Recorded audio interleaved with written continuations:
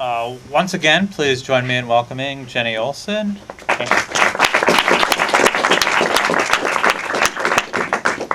And also we're delighted to be joined as well by Stephen Hackel. Come on up.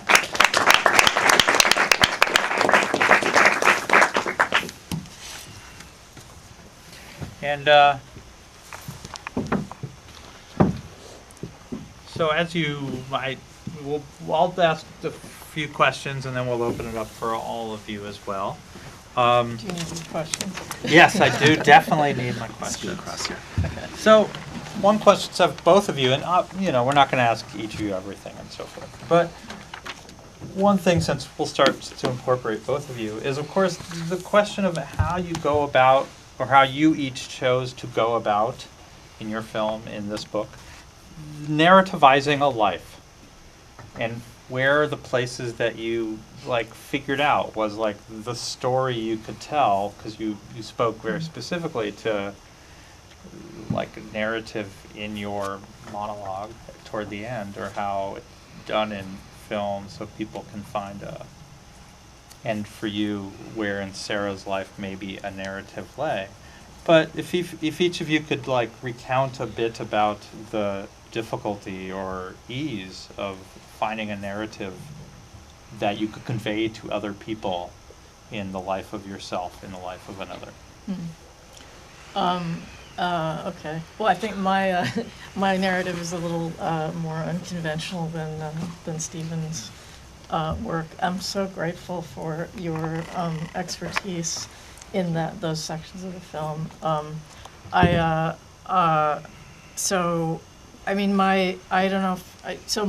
style of filmmaking is to work with a first-person monologue, and the truth is, originally the kind of personal monologue was really written as a character, and I kind of work with that in the beginning, just in this way that I kind of have a persona or a character that is, mainly me, but is also constructed as this kind of persona.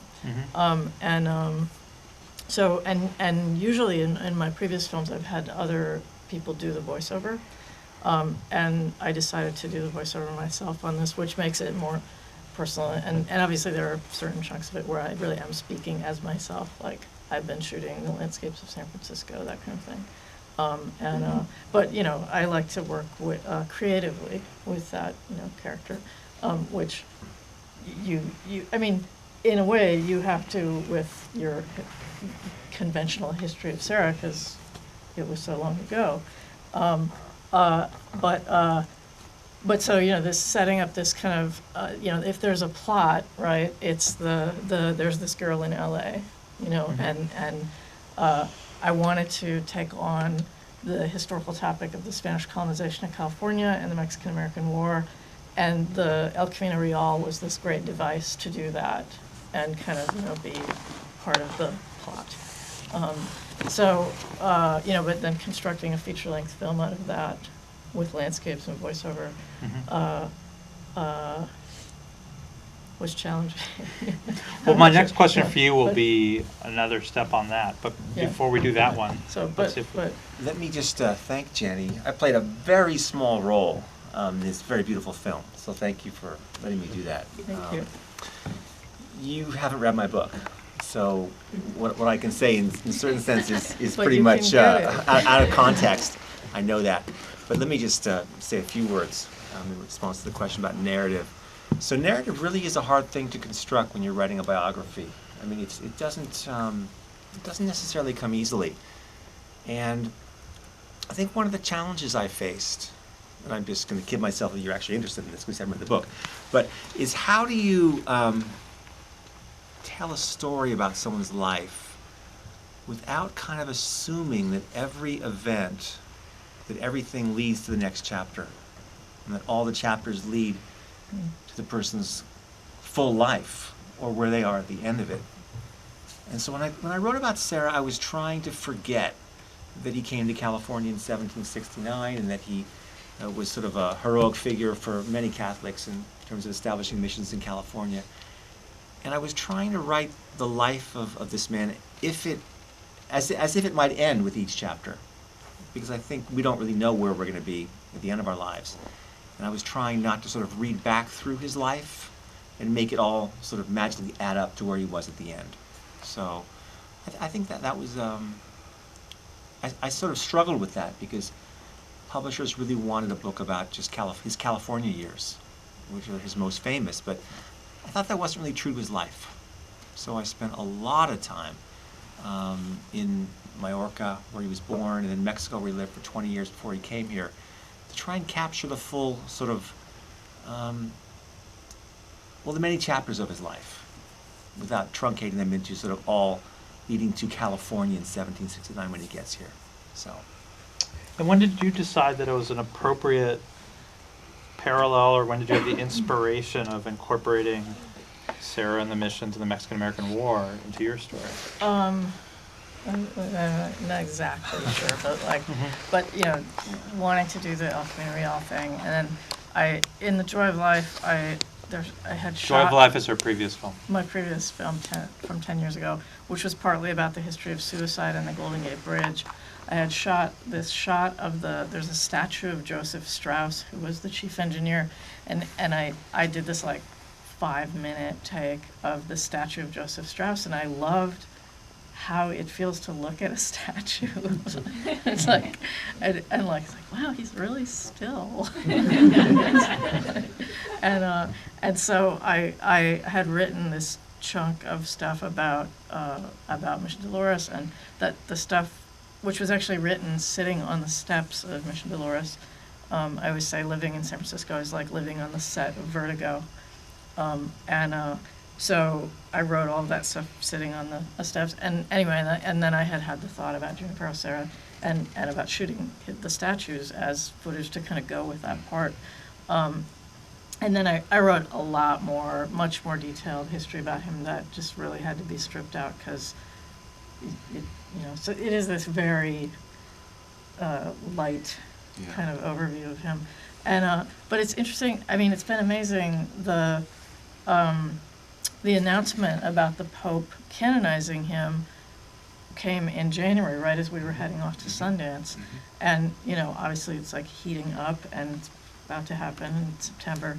And that's been really interesting. And I seeing the film, there's this reference that I make to, California as the land of pioneers and visionaries and angels and saints. And it's kind of like, oh, I had no idea that he was gonna be a saint when I wrote that.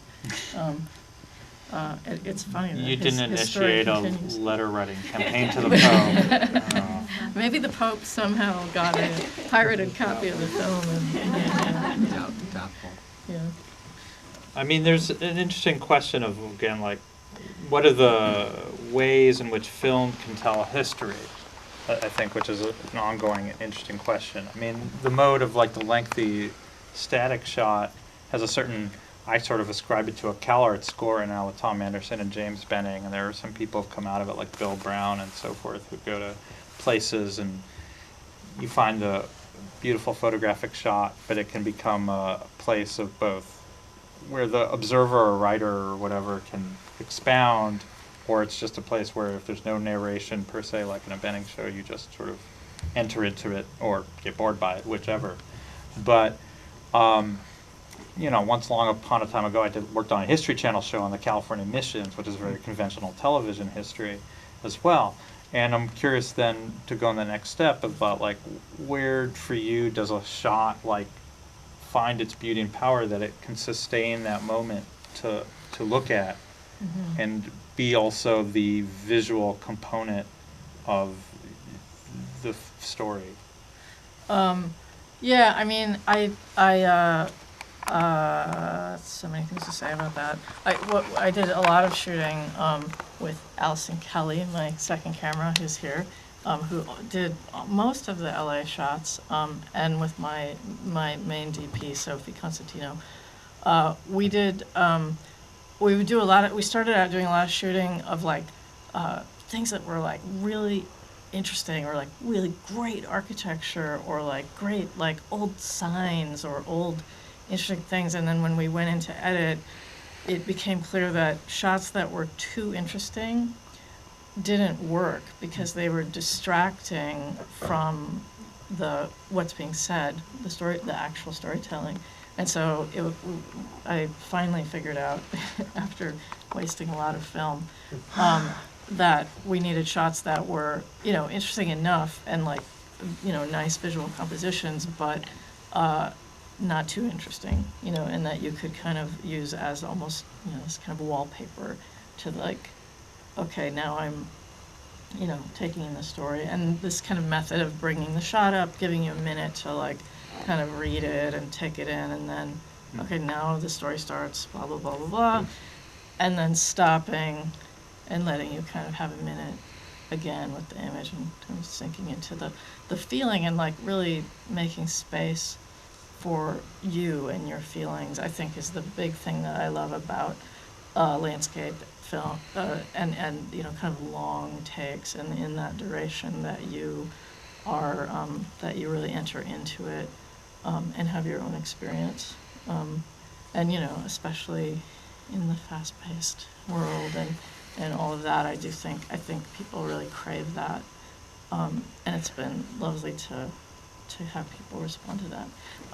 I have to say, so last week you showed William Jones, you had William Jones and Tom Anderson here, and so Bill made a film called Massillon in 1991 that was super life-changing for me, and really this film was totally influenced by that. And he studied at Cal Arts with James Benning. I always said that I was influenced by James Benning, even though I never had seen any of his films, just because Bill was influenced by him. Anyway, so you should show Massillon again. We should show it again. We have shown it, Yeah, but we a should long show time it. ago. It's been a long time I ago. saw it here at Outfest in 1991, and it really was, along with Ross McElroy's Sherman's March, was like the kind of the films that really made me feel like I wanted to make movies. Yeah. And let me ask one more for both of you then, and then we'll go to the audience as well, which is, I guess, a question about the power or effectiveness of things, of plaques and statues to convey history and place. I mean, there's no end of El Camino Real, but you didn't adhere all of your shots to being on El Camino Real or being at missions or Sarah related. You, I presume at this point, have probably been to many of those places where there's statuary and plaques, but are these effective tools for, or in what ways are they effective or ineffective for telling stories? Have you each seen, or do you have other reflections upon them? Well, I feel like I love them and I'm drawn to them, and I mistrust them, and I tried to deal with that a little bit, it was interesting doing the research on El Camino Real, because there is this kind of whole like mythology around it, like really in the sense of mythology, like it's all made up of like, and let's focus on all of that and skip over in terms of the whole kind of I wrote a ton of stuff about the construction of California as a tourist destination, in the like 1880s, 1890s, and you have this sense of like this land of storytelling of like, let's make up stories. It's like Hollywood's origins, go back before Hollywood, and some of that, the plaques and things, is complicit in that kind of like, and the like, let's pretend the Mexican-American War never happened, like where are the plaques for that? Like, I mean, actually, and I think, where are the plaques for that? Like, in Mexico. Right. Yeah. Yeah. I love Noam Chomsky likes to refer to California as occupied Mexico. Right. Yeah, I mean, that war is commemorated very strongly in Mexico City. Uh-huh. I mean, there are lots of plaques and memorials to it there. Let me just say a thing about, plaques, I think, in our country are really just, people walk by them. They suggest that's historic and they don't look at it. But sculptures, I think, are really interesting to think about and to talk about. And in fact, in my book, I do talk about many of the sculptures that capture Sarah. You know, it's very, very hard to describe a full, varied, complex life in a sculpture. And the Sarah sculptures that we have, that I think many of you must have seen at missions or elsewhere, are really very, very narrow in terms of their portrayal. In fact, I mean, the couple that you had a few shots of what we call the Hannon Foundation sculpture. It was a very Catholic foundation that created this very kind of gentle padre with the staff walking forward, very unthreatening figure, very sort of calm, easygoing guy. That statue, there are over 100 in California, at California missions and at parochial schools. Hannon Foundation gave these to the public or the Catholic community to sort of create a certain image of Sarah. So they're all over the place. The statue that's most famous is the one that's in Statuary Hall. You mentioned Reagan also being there. That's a very interesting statue because it's a complete makeover of a 1787 woodcut engraving of Sarah that has a very different man, that shows Sarah sort of pounding his chest with a rock, holding up a crucifix with the body of Christ. And it's really a very, very, very aggressive, scary, super scary Franciscan figure from the 18th century. And basically when they put him in Statuary Hall, they gave him the makeover. They gave him sort of this basic, sort of a benign cross without the body of Christ. That's sort of a symbol of Western progress. And he's sort of a very tall, kind of good specimen, where Sarah was quite small and sickly. And you know, the guy who's in Statuary Hall is sort of a Lewis and Clark explorer figure, sort of a pathfinder, a trailblazer. Whereas, you know, Sarah was a very different man. And I guess I would say that these statues all have one thing in common. The ones in California, or Mexico, or Spain / Majorca, they have no Indians in them. They have no Indians in them. This is a man who dedicated his life to, really, to transforming or destroying, however you want to characterize it, native culture. That's really what he did from 1749 to his death in 1784. And that is just not captured in any statuary of Sarah. It's all sort of a benign Western progress. And I think it's, I mean, it's very interesting. And it's also very upsetting, which I think is something we could talk about as a, you know, as a larger community. It raises one really interesting question. I'm sorry, it just triggered something, which is your defense of nostalgia in your film. And of course, the notion, one thing that's always invested in nostalgia, though, is it's usually a nostalgia for something which never existed. Yeah. And I wonder if your thoughts on the defense of nostalgia are complicated by that fact. Well, I think I'm trying to problematize or recharacterize nostalgia and, you know, say that it doesn't have to be just that, you know, that version of it. I mean, and I do, you know, talk about that version of it, and then kind of trying to say, like, how about, you know, the new nostalgia, if you will. The new Coke. Yeah. No, you know, the idea that, and of course it's all just an elaborate way of, like, coming, you know, feeling better about myself, but I do think, like, genuinely, that there is some redemptive quality to that, and like a real thing. I mean, I don't know, I hope some of you have this too, like, I'm not alone, that you know, you're experiencing being in a landscape, particularly, you know, brick buildings or architecture or things that that ground you in the real world. And like, we spend so much time, you know, on the internet. Like, where is that? You know, when we're on the internet, like, where are we? We're far away from ourselves. And there's something about being in the physical world and becoming aware and mindful that I think is, you know, increasingly a radical concept. Yeah, just slow culture. Yeah. All right, please, questions, comments from any of you? I have a question for each of you, and obviously Sam, but Stephen, I was just wondering, the strategy that you described at the beginning, I was just wondering if you discovered new things about Sarah's life because of not trying to make the narrative make sense ahead of time, I guess. Yeah. And the question for Jenni is about, the very end of the film, you connected this insight about yourself with an insight about Alfred Hitchcock. It's saying more about yourself than you intended to, and I was just wondering if you could say more about the thing about Hitchcock and draw out that connection there. Okay. Well, I think,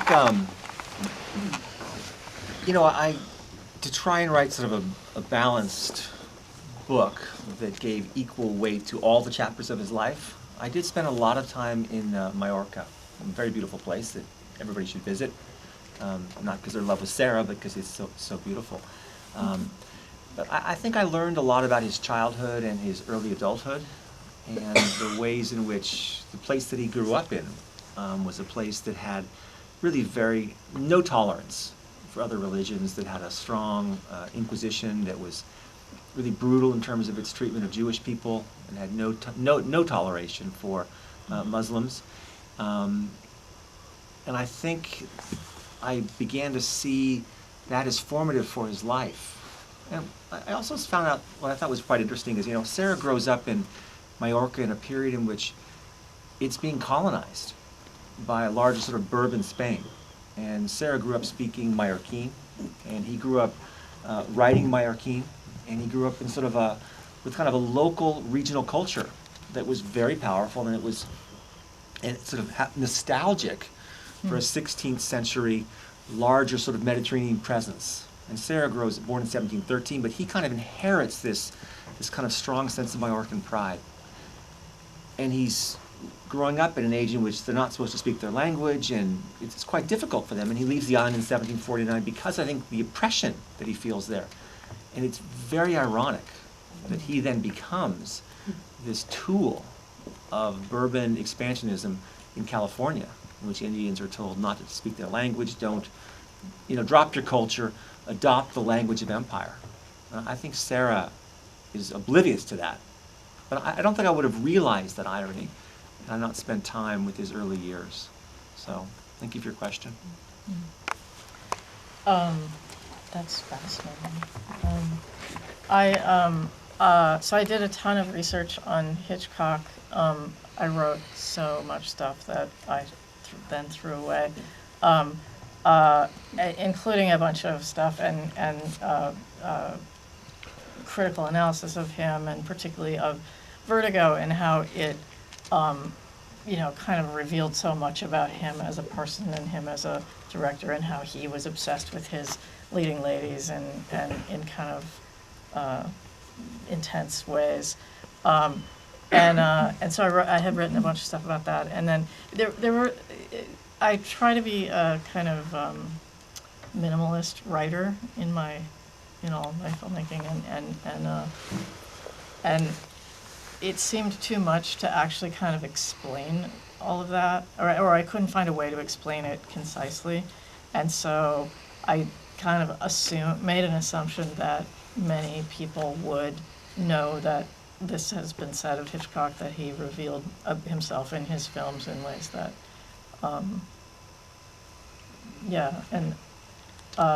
so, I get, you got that reference that. But I don't know if Hitchcock actually to be able to draw a comparison myself, which is exactly why I asked you to draw it out. Okay.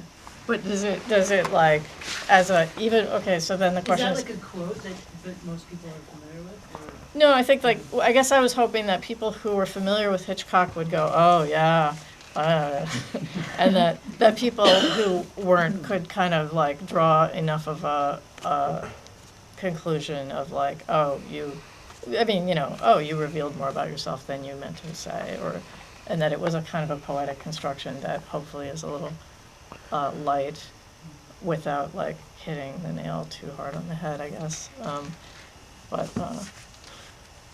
But yes, Hitchcock was, unhealthily obsessed with Kim Novak, and many of his other leading ladies. There's probably some Hollywood historians in here who could tell us more. But Questions, comments, thoughts, further I have a question. perambulations? Yes. you all know more about film than I do, but ever since since you sent me the initial pieces that when you were working on the film, I think you kind of answered it today when you talked about how your style is to have the camera set and then giving us time to think about it, and I think that's really very effective. Something that's very hard to do actually in writing. So I admire it here on the screen. But I'm sure this is very obvious, but there are no people. I mean, there are people driving cars, and there are machines moving. There was one person on a bicycle, late. Way in the, yeah. One of the maybe 80% through, and I just wondered if you could say something about that. I mean, yeah. I've never seen a. I mean, I don't know much about movies, but in most movies, you have actors and dialogue, and this is just totally different. Yeah, thank you for the question. I mean, a couple of things. One is just like, for me, it's all about the landscape, and honestly, people are just a distraction. Right. And that I'm interested in, creating, compositions. I mean, it's very photographic, very, and very much along the history of experimental filmmaking, there's a lot of, just simple light and motion study of like, look at the way the light is changing. Just look at that. I'm like, oh. Like, I have a huge emotional reaction just simply to that. And so a lot of it is about that, and, having the duration and just being in that moment. And that, just frankly, people are distracting. And I didn't realize that originally, again, just like the shooting shots that were too interesting. We would go shooting and there were people, pedestrians or whatever, and I was like, that should be fine. And then we'd go back and look, because of course when you're shooting film, you have to go send it off to get processed and have it come back. And then you get to see it. And we would look, and then I finally figured out, if there's a pedestrian in the shot, immediately your eye is drawn and you're like, what's that guy doing? He's like crossing the street. Like, and what were you saying? Like, so it was just too distracting from the story that you're being told and the emotional atmosphere. And also that you have a sense, not a literal sense, but a certain a sense of this character being in this empty landscape, and that there's a certain kind of loneliness or melancholy, and that is, yeah. All right, thanks. Yeah. Yeah. Thank you. How did you decide on the pairing of the voiceover with the specific shots? The pairing of the voiceover with the shots, the method that I use is to write the script pretty solid, like I think this is almost final, and then go in and do the recording and do a zillion takes and then pull the good ones and go like, okay, this is it, this is the solid, blah, blah, blah, blah, blah, blah, blah, and then lay that down and then start putting picture on top of it.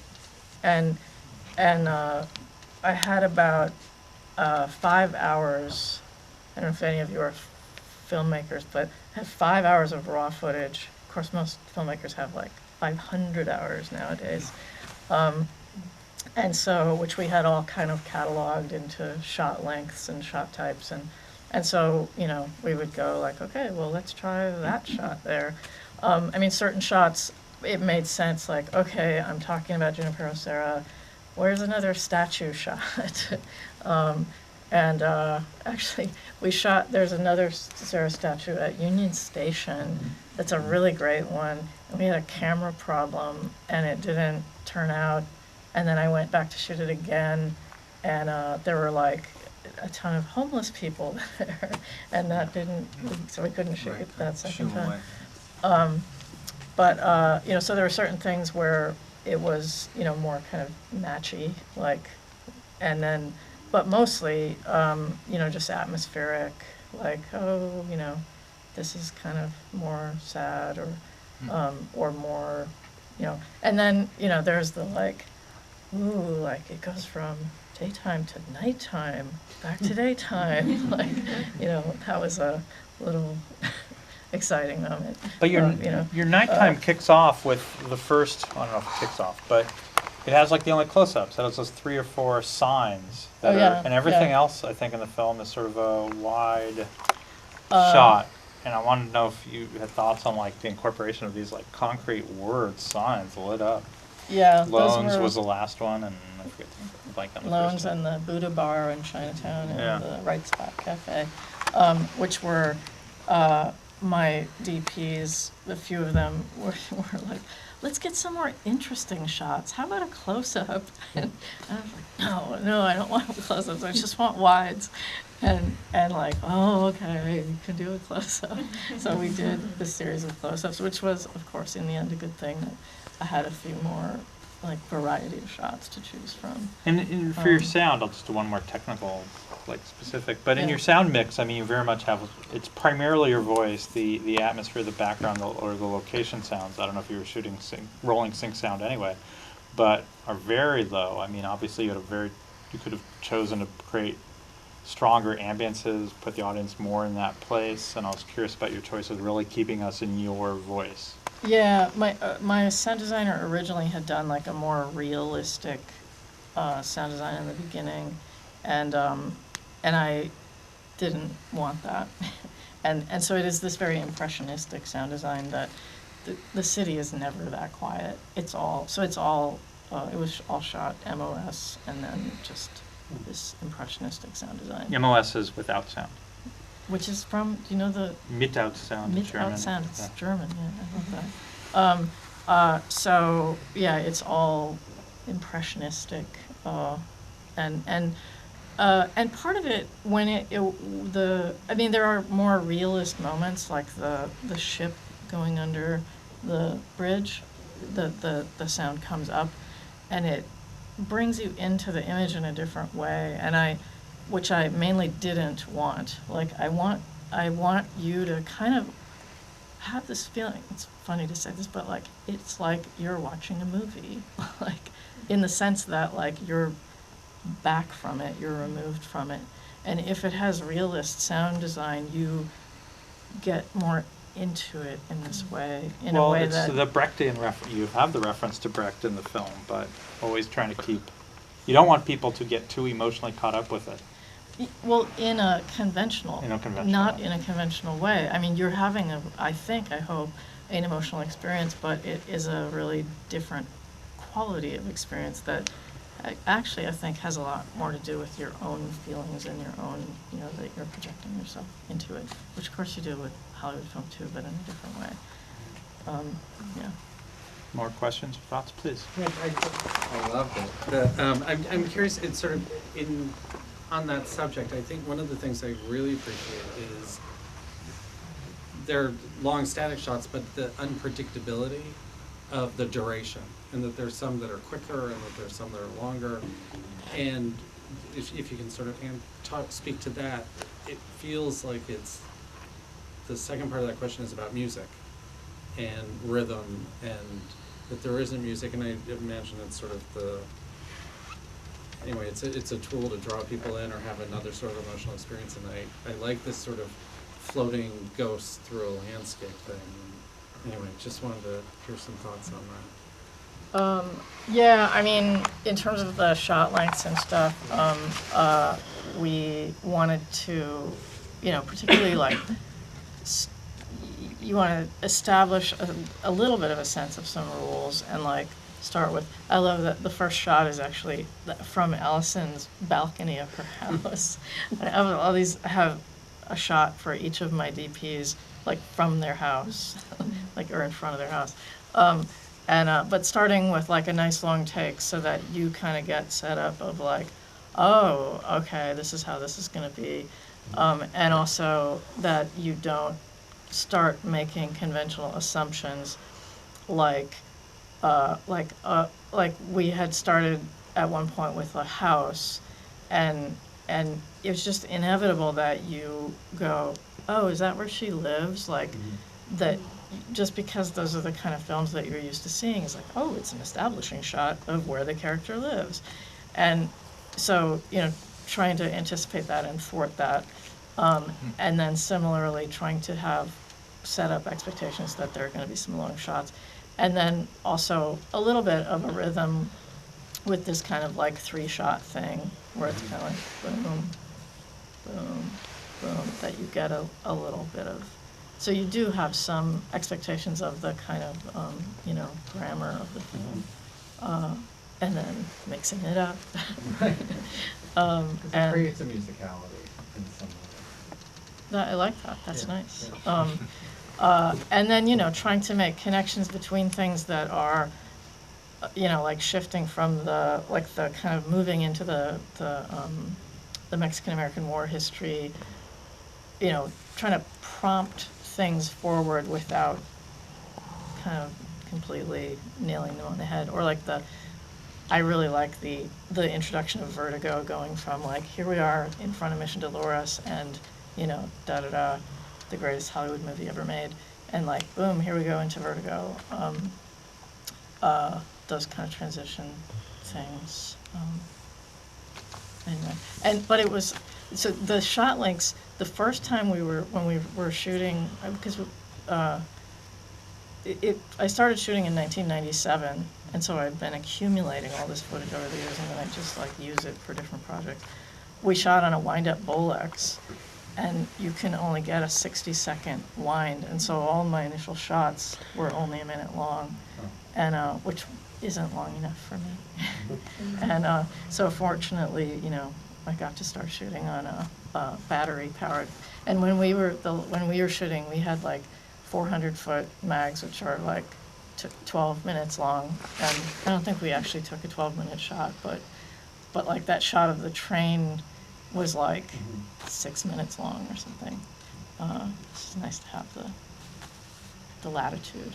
But also that it came out of a feeling. I mean, like James Benning has a variety of films where the shot duration is structurally predetermined. Like every shot in this film will be a roll, 10 minutes or whatever. Or the every like, shot is a minute, or every shot or is the length 3. of the train. Or the length of I've only seen one of his films, El Valley Centro, which I think is like, they're like 3 minutes long. They're like the length of a 100-foot roll. And I think, I admire him greatly. But I like to think that mine is a kind of kinder, gentler, more accessible landscape filmmaking that's a little easier on the audience. Did you ever have a feeling that you should keep more of your shots adhered to the actual El Camino Real? My editor did. When we were editing, she was like, I cannot believe you didn't shoot more of El Camino Real. Because there was very little, and she was really annoyed about it, to the point that she's like, you have to go back out and shoot. And, I was like, oh my God, I can't, finishing it was really difficult.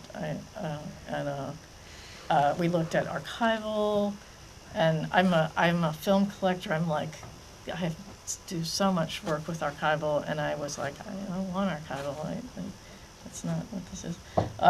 Anyway, but I actually I feel really happy that we worked around it, and I mainly didn't want it to be that literal all the time.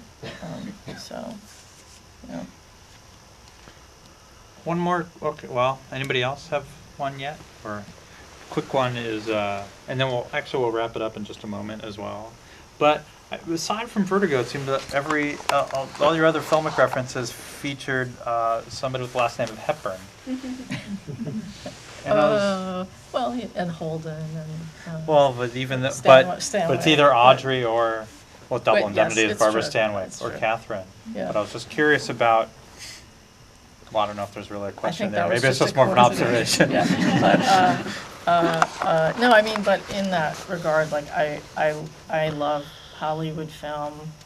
When I decided to start making film, I thought I don't have that skill set, to make a conventional Hollywood film, and I'm not gonna just go make bad narrative films. I'll make hopefully good unconventional films.